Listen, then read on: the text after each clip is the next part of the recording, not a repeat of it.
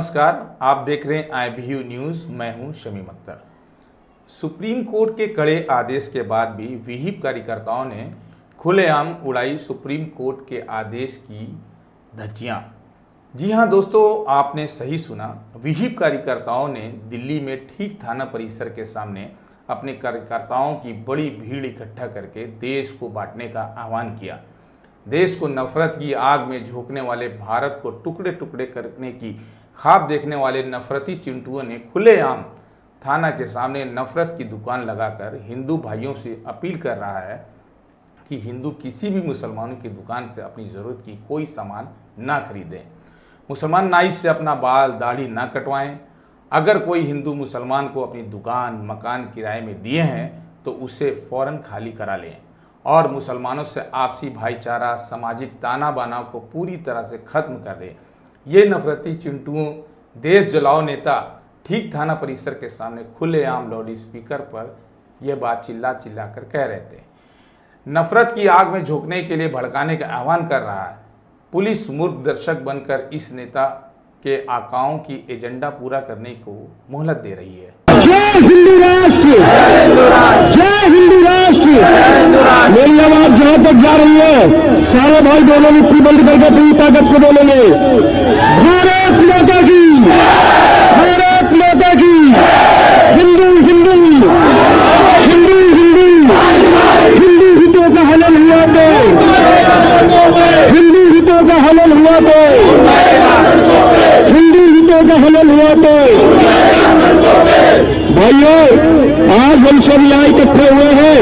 हम सभी ने ये शपथ लेके जाना है, हमारे क्षेत्र में कोई भी नाई की दुकान हो, उस नाई की दुकान का बहिष्कार होना चाहिए। दोनों हाथ ऊपर करके बोलो, बहिष्कार करेंगे कि नहीं? हमारे क्षेत्र में जितनी भी रेहड़ियां हैं वो सारी रेहड़ियां खाली होनी चाहिए। दोनों हाथ उठा के बोलो, खाली करवाएंगे या नहीं?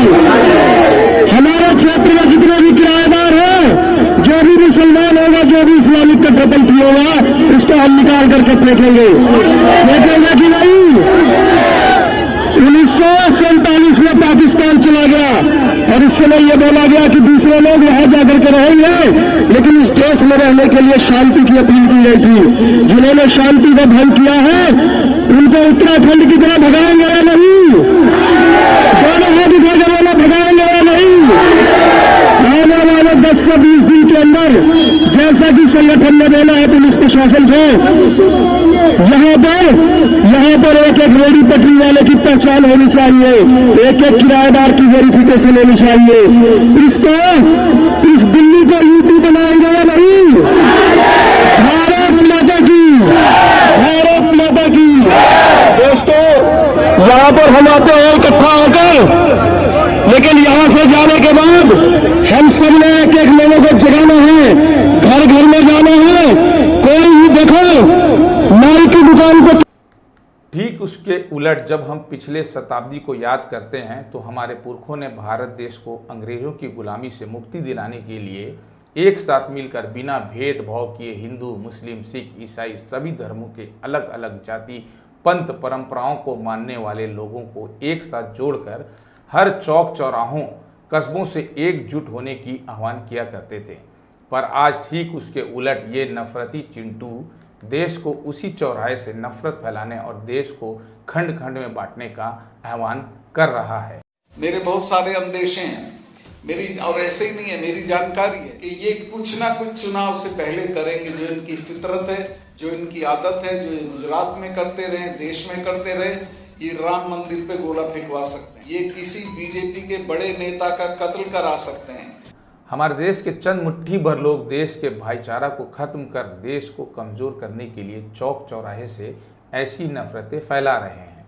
हमारे पूर्वजों ने एक साथ मिलकर हिंदू, मुस्लिम, सिख, ईसाई ये सभी धर्म के लोगों को पिरोकर एक अनमोल गुलदस्ता तैयार किया था और उन सबों ने अपनी खून की आहुति देकर भारत को अंग्रेजों से मुक्ति दिलाई थी। तब जाकर आज भारत की पहचान दुनिया के सबसे बड़े लोकतांत्रिक देश के रूप में माना जाता है, जिसे केवल वोट की राजनीति साधने के लिए देश को नफरत की आग में झोंकने का महाप्रयोग करने की साजिशें रची जा रही है।